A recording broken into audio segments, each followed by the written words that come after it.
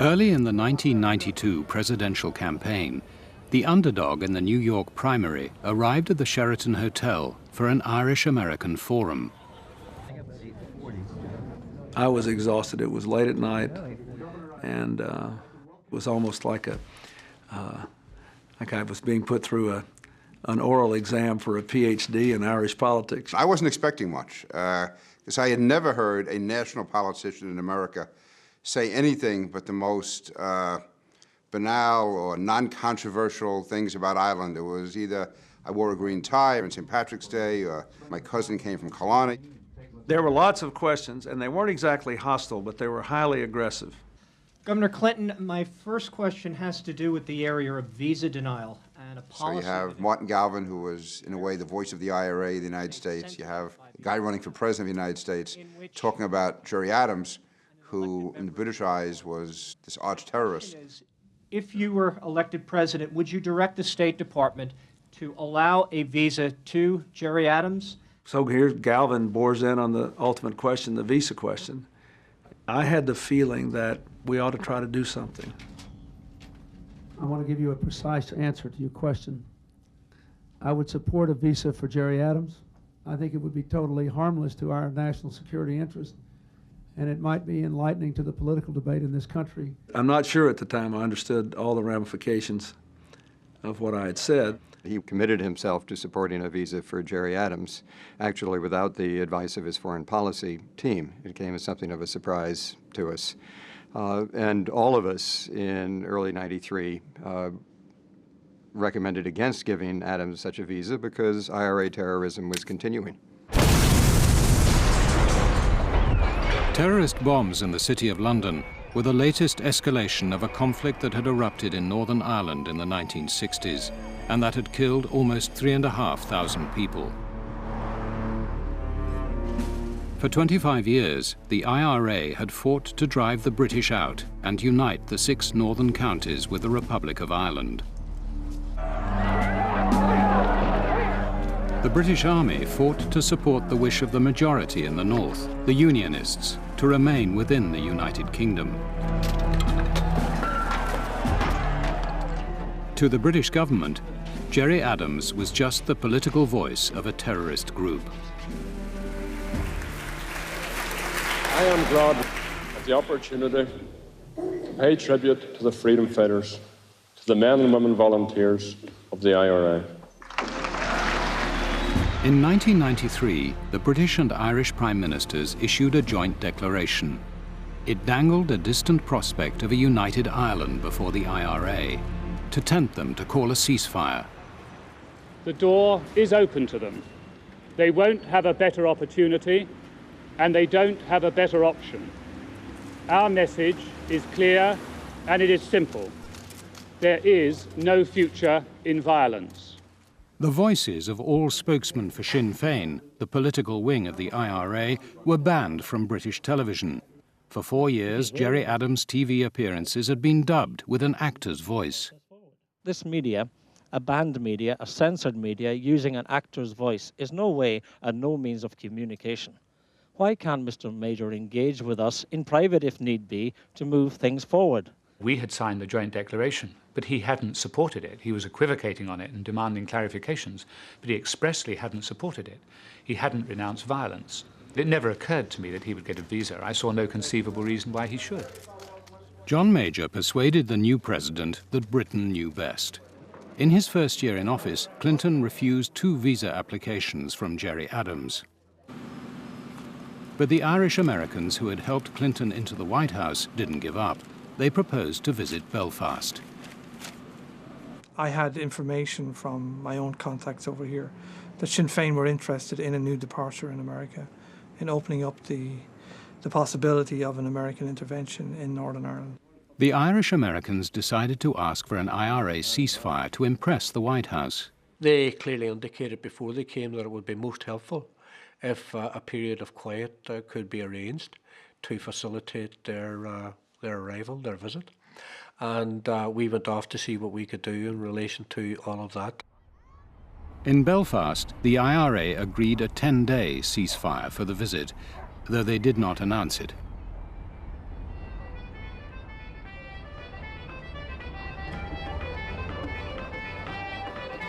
The Irish Americans arrived knowing that high on Sinn Féin's agenda was a visa for Gerry Adams.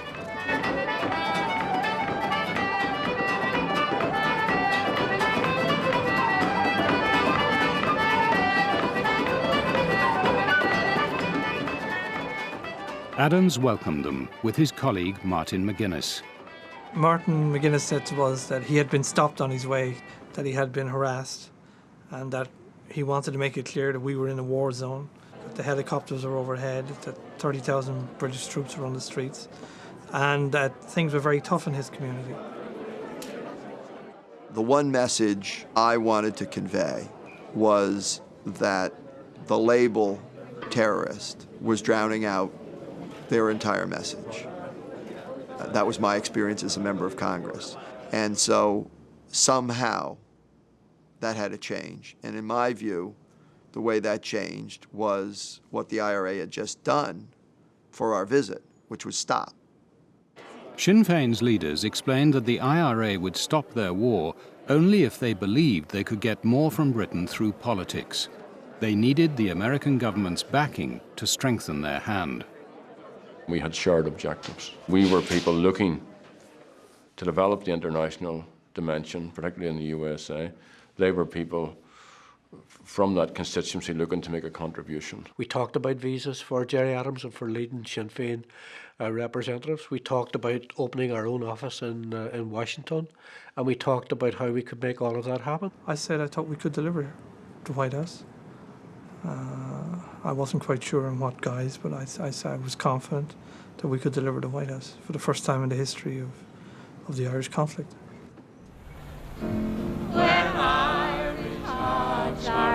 All the world is bright and gay. But the White House wasn't yet ready to welcome Gerry Adams. The president had consulted the most powerful Irish-American dynasty.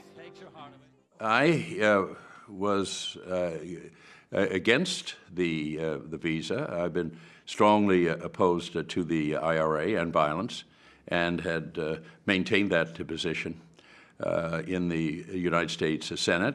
The president marked St. Patrick's Day by appointing a new ambassador to the Republic of Ireland, Jean Kennedy Smith, Senator Kennedy's sister. Ireland's Prime Minister, or Taoiseach, had made it his mission to get an IRA ceasefire. Now he decided the next step towards this goal was a US visa for Gerry Adams. I was going to give it all I had to try and get it. He was banned out of New York, and if we could get him in and be seen to win a diplomatic argument on the world stage supported by Washington, if Washington were going to support us, it would have been a big step forward. That Christmas, Senator Kennedy visited his sister in Dublin, and the Taoiseach seized his chance. We talked that night about the whole situation, and he was surprised to hear about me changing government policy to go and support a visa for Gerry Adams, because he had been implacably opposed to it. I remember asking him whether he was absolutely personally convinced, to a moral certainty, that Gerry Adams was against violence and for moving the political process forward. And he spent a good deal of time telling me how he came to this conclusion. We discussed why Adams shouldn't be asked to give up terrorism before he's allowed into the United States. And the argument from the Taoiseach was very persuasive in that he felt that the big thing that Gerry Adams wanted to avoid was a split within the Republican movement.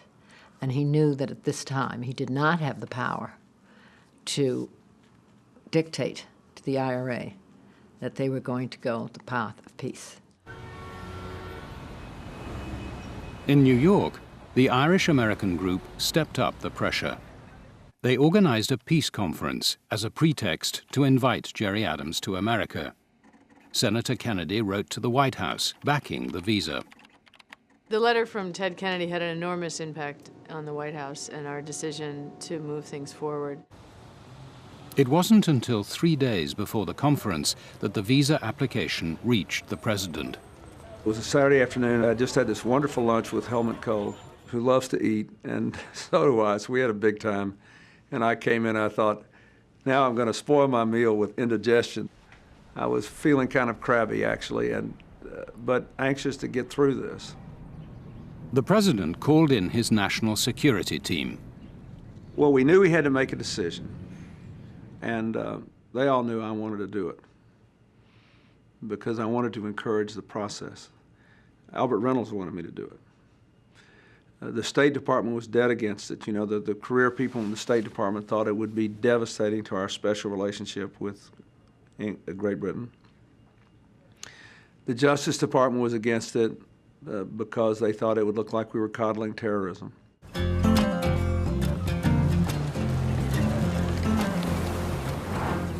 Before the president could make a decision, came a bolt from the blue. A radio station in San Diego received a message. A group calling itself the South California IRA claimed responsibility for bombs planted in British businesses. They warned there would be more if Gerry Adams did not get his visa. I felt I was snake bit. I thought, my God, here, how could this happen? And why would they do something so stupid if they did it? All of us initially thought this probably puts the kibosh on the whole thing. Then it turned out they were hoax bombs, but you know, somebody did something and said something. So I felt that Gerry Adams had to make some sort of statement condemning it. In New York, the organizers of the peace conference were desperate to find out if their star guest was coming. I just literally was running the shower, and I'm sitting there stark naked, and the phone rings, and I grab a towel. I told him, but it would very much help us if you could get Adams to renounce this incident. I said, you've got to be kidding me. You have got to be kidding me. I'm going to call up Gerry Adams and tell him that, you know, he has to deny the San Diego IRA. And I said, what did they do? They go around on surfboards? He had the very difficult task of waking Mr. Adams up, telling him he had to renounce something that he's never heard of by a group he's never heard of. It was well after midnight his time, and he gets up out of bed feeling quite grumpy and sleepy, and I say to him, Gerry, just one little bit of business. And he said, what is it? Very suspiciously. But he went on to say that I would have to condemn what he referred to as the San Diego IRA. And I was a bit taken aback by this. And he said, does this mean that every time an Irish guy gets drunk in America and hits an Englishman that I have to apologize for it? And I said, probably, but I mean, we need to deal with this one right now.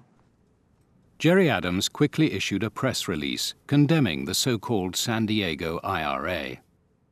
I thought the statement was adequate, so I called Christopher and told him I wanted to do it. But the Secretary of State had not changed his mind. He thought it was a terrible mistake. He thought we would do irreparable damage to our relationship with the British. He knew we needed the British because we were trying even then to desperately to get consensus among our allies in Europe to do something in Bosnia, and that in a larger sense that the United States would lose for years a relationship without which we cannot conduct the foreign policy of America insofar as Europe is involved. So the stakes were quite high. Then the president's national security team weighed in. Tony Lake and I presented this as actually a win-win decision for the situation. If he issued the visa to Gerry Adams and you had a ceasefire, obviously that was a win for everyone involved. If he issued the visa and the ceasefire did not materialize, it would give us a very strong platform from which we could isolate Sinn Fein's influence in the United States and crack down on their support for activities related to violence, and that would be a win as well. I thought it was worth the risk to push the peace process forward.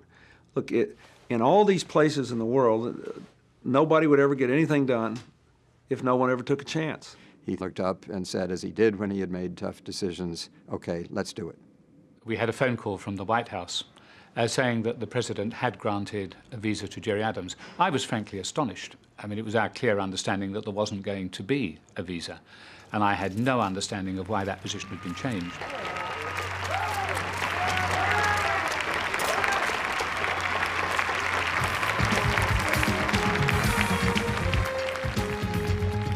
Welcome to Larry King Live. Tonight, the New York visit of a man so controversial his very voice is barred from English television. The political leader of the Irish Republican Army, Gerry Adams. Gerry, why do you think they released that long-standing ban against you and let you come in? Well, I think it's an indication of the concern of President Clinton that US opinion should be informed about what's happening in Ireland. I don't have cloven hooves or two horns. And when people see that, they're pleasantly surprised. So extreme had the British been in the way they had sought to marginalise us, that just having a human form was a coup for Sinn Fein. Also at the conference was Northern Ireland's most famous peacemaker, John Hume, who had worked for years to bring Gerry Adams and Sinn Fein into the political arena. Sitting in the Waldorf with Gerry Adams and others was, of course, quite important because it was evidence that normal politics was starting at last. At the conference itself, all the cameras came forward, thrust right into Gerry Adams' face. And there was John Hume sitting on his own. No camera bothered with them. They all just focused right in on Gerry, every camera. Those of us who were meeting Gerry there were never allowed to think we'd finished our work. Now it just gets harder. The president has taken a big risk. He's being criticized by some members of Congress. The British embassy in Washington is going completely bananas. And now it can't just have been a one-off trip to New York. Now there has, now what? Now ceasefire.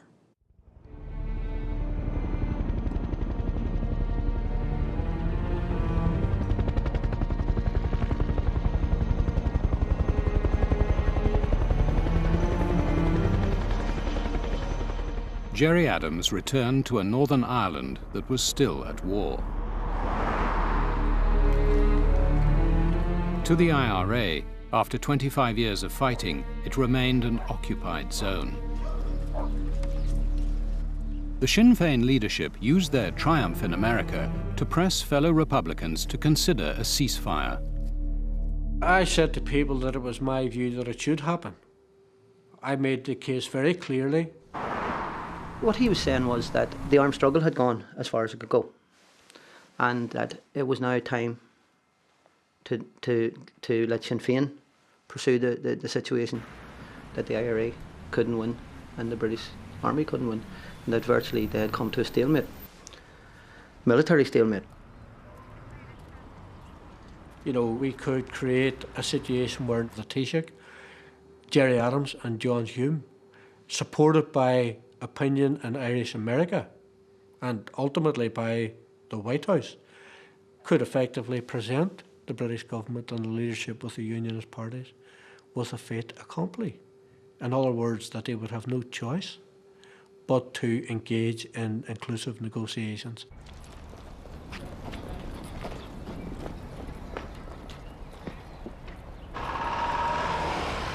Within their own enclaves, like the Cregan estate in Derry, the IRA were in control. But for many in the movement, political negotiations were uncharted territory. A lot of us were unhappy. We didn't trust the British for a start. We were worried that they would split us, manipulate us, and drive a wedge through us. And the big worry for a lot of us activists on the ground was that the army would split. To reassure their activists, Adams and his colleagues began to compile a shopping list of the benefits a ceasefire would bring. We at leadership level put together what I called a package. And then, if and when we got the package, the IRA had to take its decision. But all this was taking time. 5 months after he had stuck his neck out for Gerry Adams' visa, the Taoiseach was getting impatient. With no sign of a ceasefire, his credibility was on the line. I sent word to the Republican leadership that if I didn't have a positive decision about an announcement of a ceasefire, before the holidays were out, that I was going away for 3 weeks holidays, and if I didn't have it by the time I came back, I was going to pull down the shutters on the whole project. To deliver this ultimatum to Sinn Fein, Reynolds sent his advisor Martin Manser to an isolated monastery near the border. I found them in a very practical-oriented mood and essentially that the decision had been made. I'm not saying in formal terms, but just mentally the decision had been made, and it was a question of choreographing the next few weeks. Well, I told Martin Mansell that it was absolutely vital that the Irish government pressed for demilitarisation, that this would show people effectively on the ground at grassroots level that there was fundamental change going to take place to their lives. We discussed the issue of prisoners and different things which the Irish government could do in relation to improving the atmosphere and creating the very clear impression that, if you like, nationalist Ireland had got its act together. To get their act together, Sinn Fein called a special conference. It took place on the Irish side of the border because some of their activists were wanted by the police in Northern Ireland. Ceasefire talk was very much in the air, and was this going to lead to a ceasefire? And I suppose there was concerns and worries and fears amongst Republicans about that, and what would that mean, and were the British trying to outmaneuver, which of course they were, Irish Republicans. People listened. There was a lot of apprehension, a lot of excitement, a lot of wonder. You know, a lot of, are we going to be told the ceasefire is on tomorrow night, you know? The conference was a piece of Republican theatre. In front of the cameras, Sinn Féin leaders took a tough line. And we placed the onus firmly on the British government as the root cause of the conflict. But behind the scenes, they spread the word that the Irish government had responded positively to their demands. I remember in the evening of the conference when it was over, going down to Ramelton, which is just a few miles from Letterkenny. There's a few restaurants over there. Gerry said to me, we should get a table together. There's something back here from the Irish government. And he gave me their response, which was, I read it and I thought, that sounds like the stuff we sent to them. And he says, jokingly, well, there you are now, they've responded.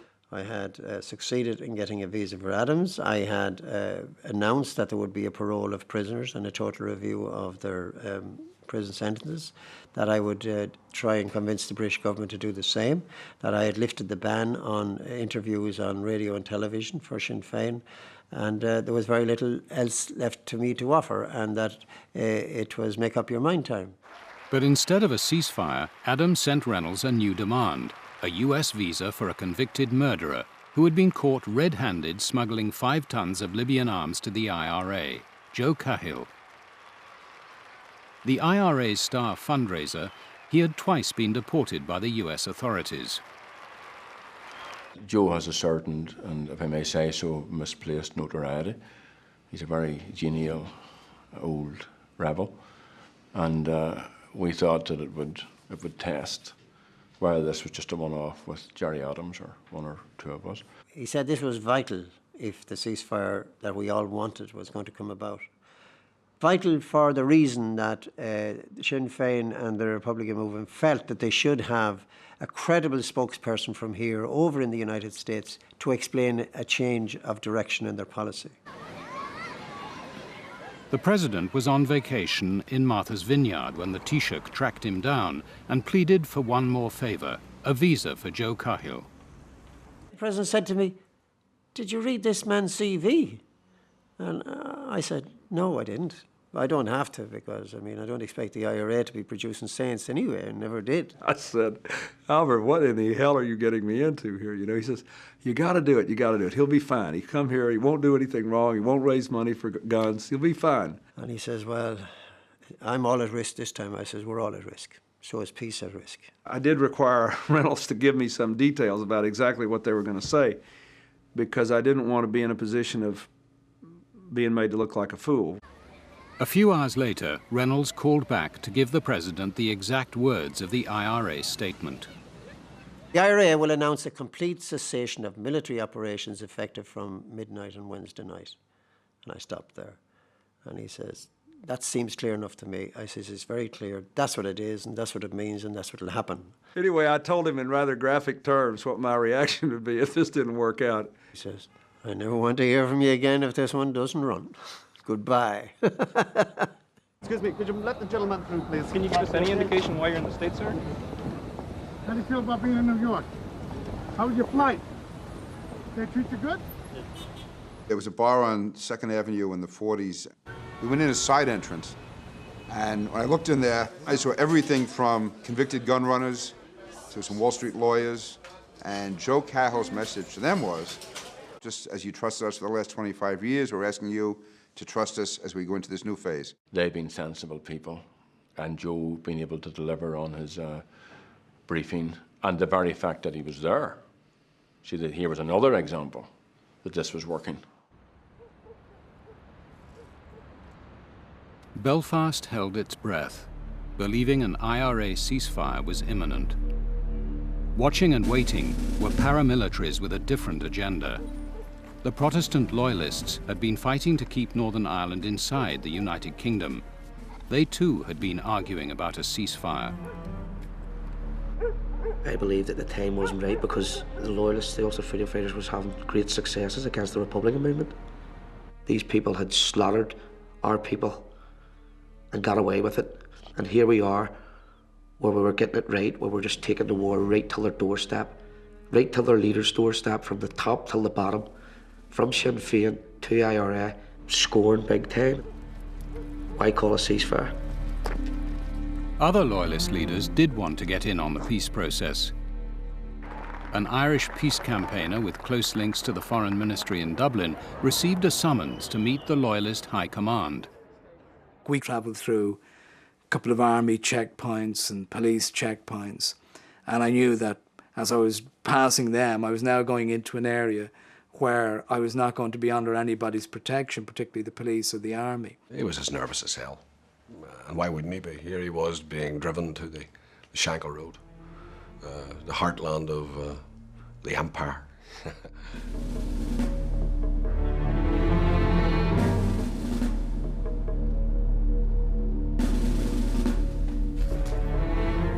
There was lots of loyalist paraphernalia. Pictures of dead loyalist comrades on the wall, and David Ervon said to me, now, the people you're going to meet are the two top people in the UVF, the Ulster Volunteer Force. What they wanted was an avenue into the Irish government.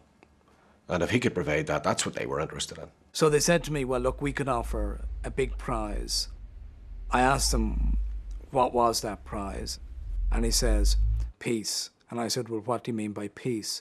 And he said, a ceasefire. If all we were hearing in the ether was real, that if the IRA were to call a ceasefire, I believed, and we believed, in other words, I'd been told to say it, that a loyalist ceasefire was a serious possibility.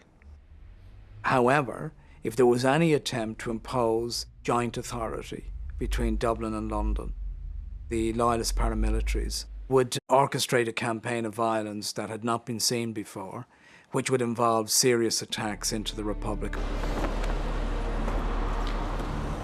On the 16th of June 1994, as the Loyalists edged towards a ceasefire, their high command were gathering at the UVF offices on the Shankill Road. I heard a series of muffled cracks, which I wasn't sure whether it was gunfire or not, because we were inside. And someone came bursting through the door and said, Trevor's just been shot. Outside, Loyalist commander Trevor King and two of his colleagues had been shot dead by Republicans. We listened to the hysteria of the women, and it was almost surreal. I don't know that I thought at that time any more than the brains and the blood, and the grey faces as the blood drained from those on the ground. Retaliation seemed inevitable. Mercurial, Roberto Baggio. Sheridan. Not easy, onto it comes Houghton. And Houghton with a shot, and it's there! It was the summer of the World Cup, and in the first round, Ireland were playing Italy. In the quiet village of Loughin Island, fans had gathered in the pub when Loyalist gunmen walked in. They were obviously all sitting watching the game, and the gunmen obviously just come in, opened fire, and the bodies were piled on top of each other, and the people just were shot dead as they were sitting watching the game on TV. It's just beneath contempt of people who could carry out this type of thing.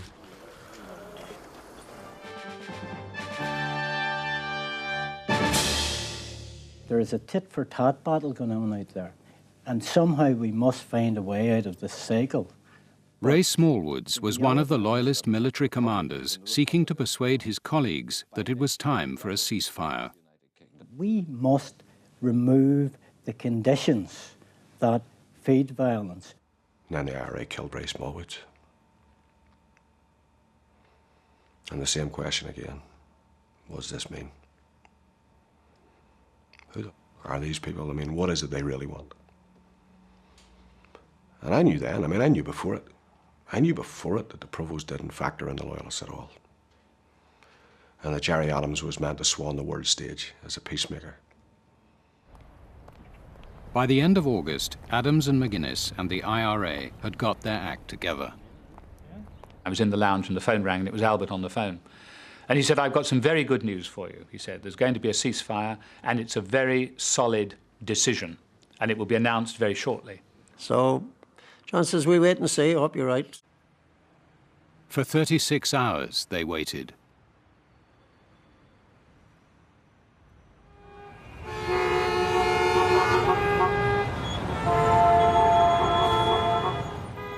The leadership of Oakley Nahearn have decided that as of midnight, Wednesday, August 31st, there will be a complete cessation of military operations. All our units have been instructed accordingly.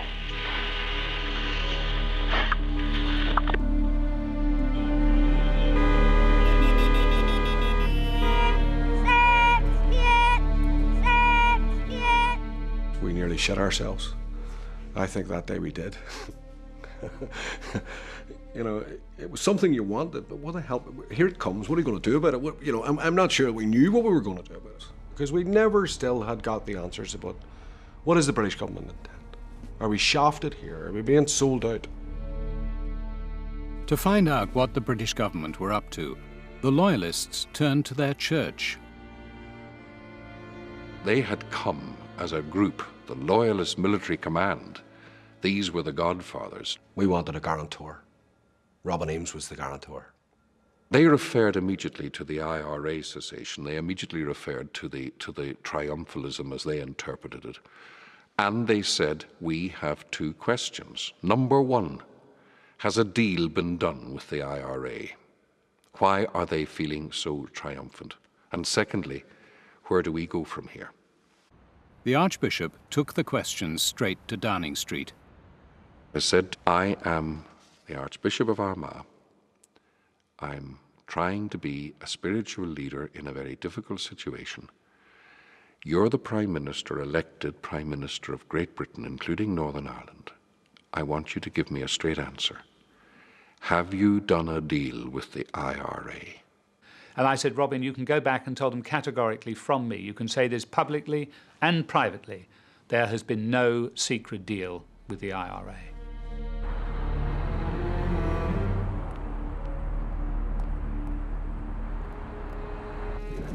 Six weeks after the IRA ceasefire, it was the Loyalists' turn. The combined Loyalist Military Command will universally cease all operational hostilities as from 12 midnight on Thursday, the 13th of October, 1994. And for the first time, Northern Ireland heard a paramilitary apology. In all sincerity, we offer to the loved ones of all innocent victims over the past 25 years abject and true remorse.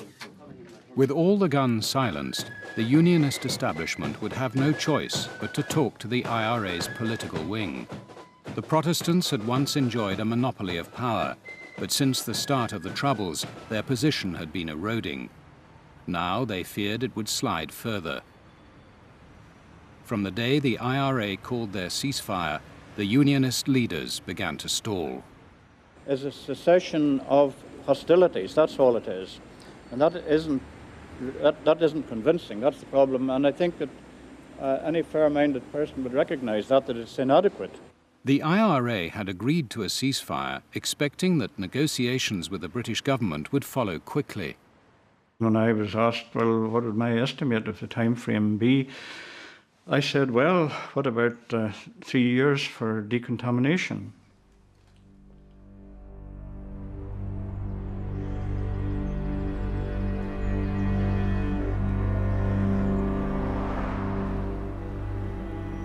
In December, only 3 months after the IRA ceasefire, Sinn Fein set off for their first formal meeting with British civil servants.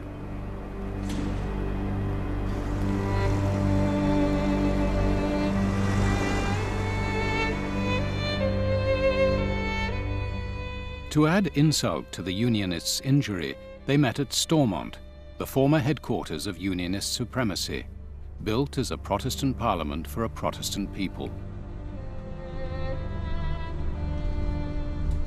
The reason we arrived in the taxi is that it was a bulletproof vehicle, and it was the only one that we had at that time, and people saw it as an expression of our working class cred.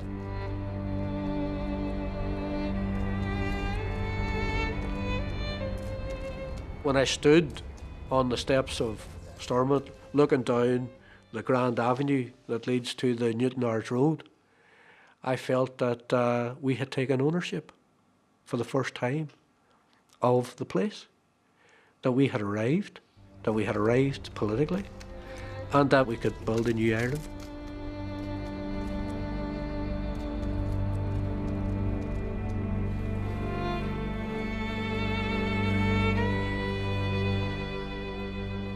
The British civil servants they were meeting saw Sinn Fein's arrival differently. One of the questions which came up when we were preparing for an exploratory dialogue was whether we should require the Sinn Fein delegation to pass through metal detectors.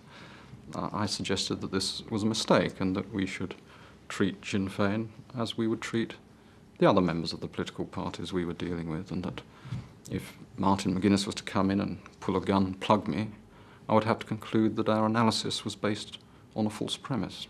I did regard it as something of a purgatory, simply because this was a process that we did have to go through. Top of the British civil servants' agenda was the practical consequences of the ending of violence. Both sides understood that the expression practical consequences of the ending of the violence referred to a number of things. It referred to arms and decommissioning. It probably referred to prisoners and to demilitarisation. They were, in fact, setting tests for us to pass. They were starting to raise the issue of decommissioning. In the course of our discussions, we obviously made it very clear that it was vitally important that we moved on as quickly as possible to negotiations, to an inclusive negotiated process, and that no obstacles should be put in the way. Decommissioning, getting rid of the guns, would prove the obstacle that bedevilled the rest of the peace process. The British had raised decommissioning before, but Sinn Fein had not taken it seriously. At the first Anglo-Irish summit after the ceasefire, their resourceful ally, Albert Reynolds, believed he could handle it for them, but he faced a worried John Major. Although a ceasefire had been declared, the IRA hadn't started dismantling their weapons. They hadn't stopped their normal activities. They were still setting up mortar positions. They were still conducting surveillance on British Army institutions to see when people went in and out. I explained this to John Major. My party went into government and went into Parliament first, and they didn't hand over their guns to anybody. In fact, some of them brought their guns in their hip pockets going into the Parliament. So I couldn't have any credibility in asking the present leadership of Sinn Féin to hand over guns when our own party didn't hand them over, and all the other parties in government here didn't hand them over either. But the Republicans were about to lose their most important ally. I wish to announce to the Dáil that I intend to tender my resignation as Taoiseach and that of my ministers to the President. At the end, I just left down the script, finished it off, and looked around and I said, it is amazing that you can cross all the large hurdles, but it's the small ones that trip you up. The Taoiseach who had brokered the ceasefire had been brought down by a political row over a paedophile priest. It now fell to Ireland's foreign minister and Britain's Northern Ireland secretary to work out the details of the framework documents that would form the agenda for all-party talks. Immensely long negotiations took place. And I think I have to admit that on my side we got too much into the detail and stopped seeing the wood. I don't think we sufficiently saw what the wood would look like. And it turned out to be a very green wood indeed. The sight of British and Irish ministers working so closely together alarmed the Unionists. John Major had to placate them. I called Jim Molyneux in. I wished to show him the framework document, discuss it with him. And he said, "This is it now." And I said, "It's what?" As if I didn't know. But he was plainly very reluctant to see it. So he was pushing the fingertips across the cabinet table. And I put my fingertips to it, stopped it, and I said, "Now look, you know more than anybody else that I have been excluded deliberately from running my eye over various drafts of this sort of thing, and excluded at a very high level." So he pushed it gently across the table. We talked more widely, and his advice as ever was useful, but he did not wish to be in a position where he had seen the framework document. The Prime Minister's problems with the framework documents were only just beginning. Somebody had leaked a version to the Times. They had got a story that they were going to run the next day about the framework document, and they set out what they were going to say, and it was very pernicious, implying that there was going to be a united Ireland. The British and Irish governments have drawn up a document that brings the prospect of a united Ireland closer than it has been at any time since partition. By midnight, the Times story was all round the House of Commons. If what was reported in the Times is what appears in the framework document, then it will split the Conservative Party wide open. I was absolutely clear we had to kill that story as much as we could, as speedily as possible. So I asked the whips to summon every Conservative MP they could find around the House at that late hour and bring them to my room. You know how you see in Victorian Prince of the Cabinet, people are all sort of standing up in rather elegant positions. Well, nobody was in a particularly elegant position. They were standing up because they had to. It was so crowded. One after another, Conservative backbenchers accused John Major of betraying Ulster. And the next day, he had to face the House of Commons. Why were the Ulster political representatives denied the opportunity to at least inject some degree of common sense and realism into the document? He cannot expect any self-respecting unionist to sit down at a table if that is going to be on the agenda. That is the price he is paying to get a deal with Gerry Adams and the IRA. John Major's majority was only 4. He could not ignore those of his backbenchers who took their cue from the Unionists.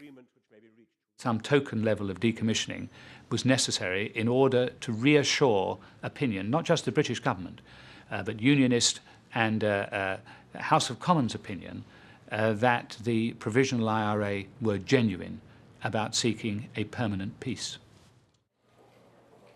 John Major dispatched his Northern Ireland secretary to provide this reassurance. On a visit to Washington, he laid down the crucial conditions Sinn Fein had to fulfill to enter all-party talks. The actual decommissioning of some arms as a tangible confidence-building measure and to signal the start of a process. Mr. Secretary, that's how Sinn Fein can remove their self-imposed disqualification and take their place at the talks table where a lasting settlement can be negotiated. What he put forward was a recipe for complete and absolute disaster. 1 week later, Gerry Adams was in Washington for St. Patrick's Day. Adams explained to his American allies why the British demand would cause trouble. Gerry was saying decommissioning is in the hands of the IRA. When you tell me in order to do politics, I have to get the IRA to do something, you tell me to kick a sleeping dog. Why are you doing that? In other words, let the dog sleep and let's do politics. And the better the politics get, the sleepier the dog is.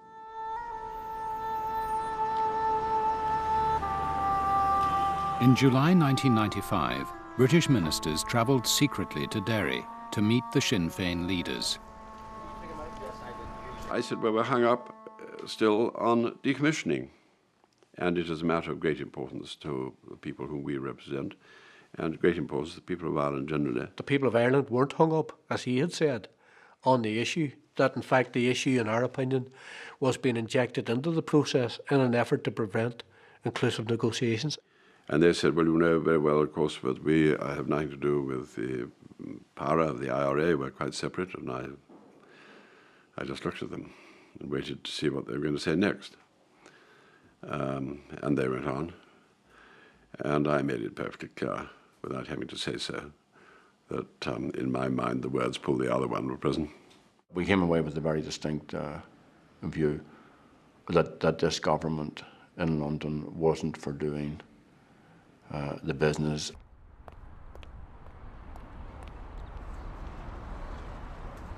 It appeared that the British just didn't seem to be happy with a ceasefire, but they wanted complete and total capitulation of the IRA. That was developing into a huge crisis within the party because, you know, effectively the leadership of the party, which was a very strong leadership and a very experienced leadership, was being proved wrong. The Irish government tried to alert the British to the gravity of the crisis facing Sinn Féin. I said to Paddy Mayhew that these guys are under pressure, under extreme pressure, and that we had to be seen to be doing something. The British government, relying on the unionists, seemed to be like the rabbit stuck in the middle of the road in front of the headlights, and we were looking for some creative thinking. You know, if there was a huge roadblock, we couldn't go through it, so we had to find some way of going around it.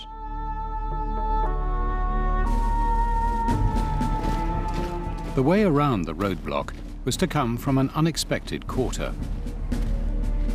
July in Northern Ireland saw the climax of the marching season, as the Protestants commemorated their ancient victories over Catholics and asserted their right to march the Queen's Highway. In the summer of 1995 at Drumcree, the Orange Order tried to march their traditional route past the Catholic residents of the Gavahi Road. That situation just came upon us out of the blue. We found, as we were coming out of church, that the walk was stopped by the police. The risk of violence had led the police to ban the march. Trimble helped to broker a compromise, a silent march down the Gavahi Road.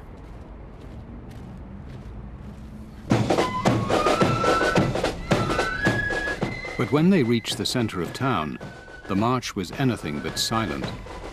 We're delighted to be back down the traditional route, as we expect to be again.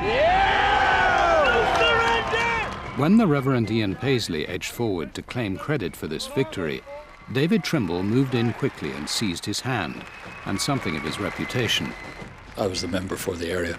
He was there as well, and I did not wish to see myself being upstaged by him.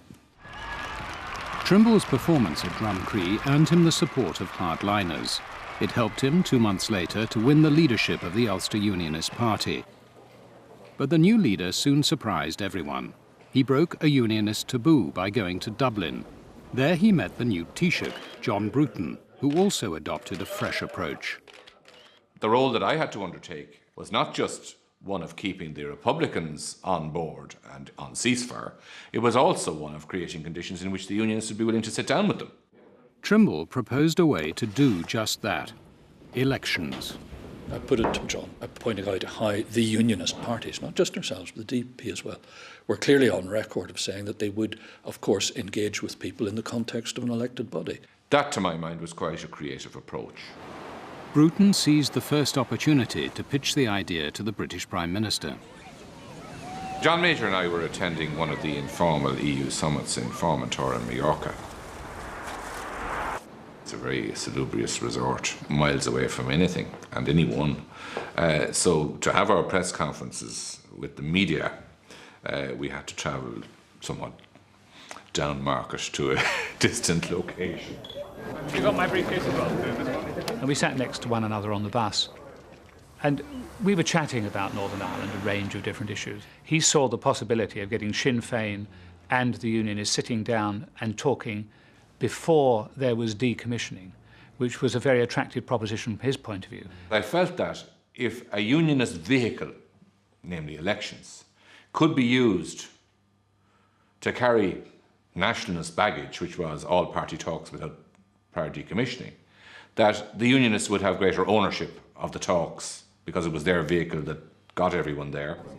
John Major filed the election idea away for later use in case his first preference, decommissioning before talks, proved impossible. In Northern Ireland, the ceasefire was holding, and old hatreds were suspended as Belfast prepared to welcome a visitor.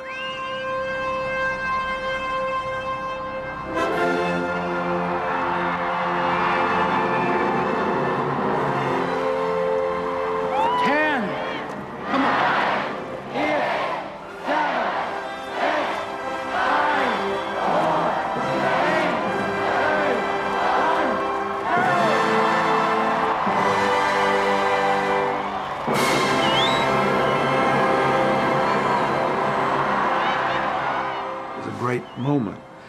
Tens of thousands of people there, and both Protestants and Catholics.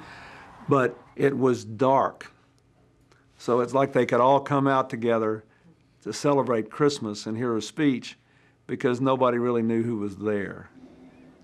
Blessed are the peacemakers, for they shall inherit the earth. Merry Christmas, and God bless you all.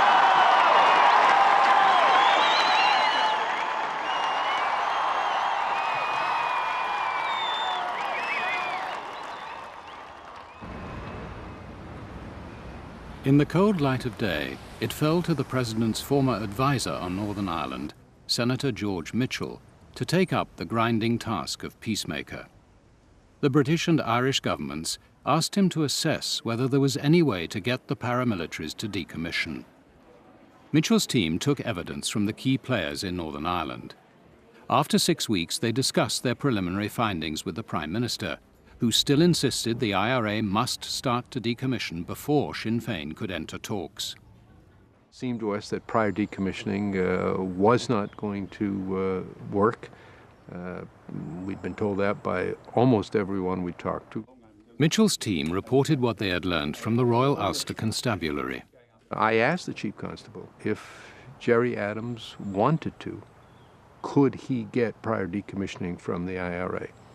And the Chief Constable said, no, he couldn't. He said he doesn't have that much control, and they wouldn't do it. I didn't accept that the IRA couldn't decommission before all-party talks, but I did realise that they wouldn't decommission before all-party talks. We were thinking about recommending parallel decommissioning. He made it clear that he didn't think much of that idea.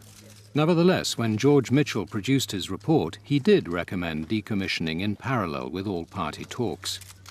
Major conferred with his advisers. I said we're facing two negatives. For the Unionists, there is to be no progress without prior decommissioning. And for the Nationalists, there's to be no decommissioning without all-party talks. The only route that I can discover through those two incompatible positions was to have an elected assembly in which they would sit down together.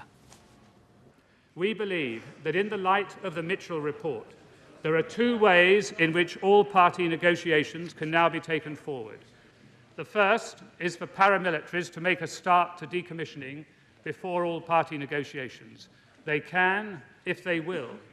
If not, the second is to secure a democratic mandate for all-party negotiations through elections specially for that purpose. John Major calculated that an elected assembly, David Trimble's idea, would get the Unionists to sit down with Sinn Fein. But he gave no firm date for the negotiations, provoking the suspicion that his purpose was to appease the Unionists. And it would be particularly irresponsible for a government to try to buy votes in this House to keep itself in power. To keep itself in power. I couldn't understand the slowness in bringing the parties round the table. And I certainly couldn't understand why it was necessary to get an election, because an election would only harden up the political attitudes and make negotiations much more difficult. And would he now fix a date for all-party talks rather than the 17 months that he has wasted up till now. And could I live with it, you don't.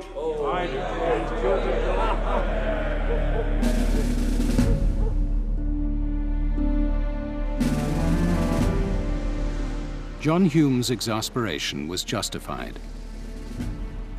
He knew that for Sinn Fein and the IRA, after a year and a half of ceasefire, the waiting was becoming unbearable. The euphoria was given away to despair. And I think people were only asking, they were counting the days when the ceasefire was going to end.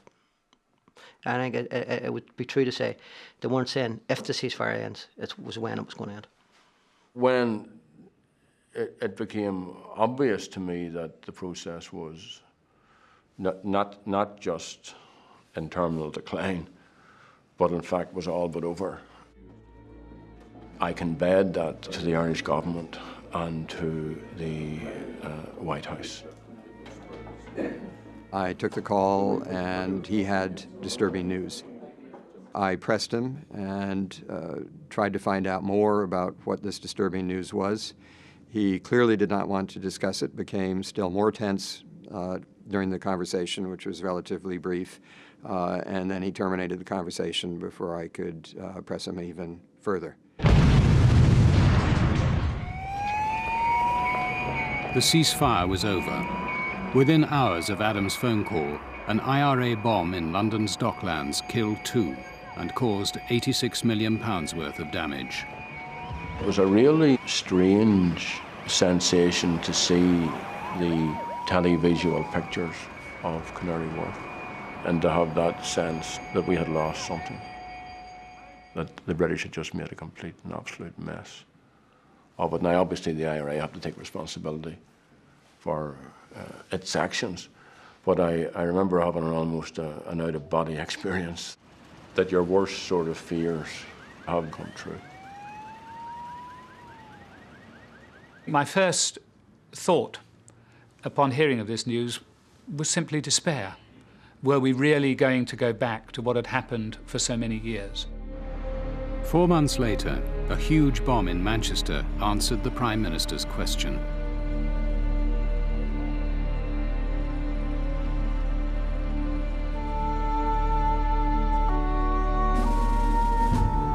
The elections for all-party talks still went ahead. Sinn Fein won 15% of the vote, their biggest ever electoral success. But because the IRA had abandoned their ceasefire, Sinn Fein were locked out of the negotiations. Without Sinn Fein, could there be a peace process?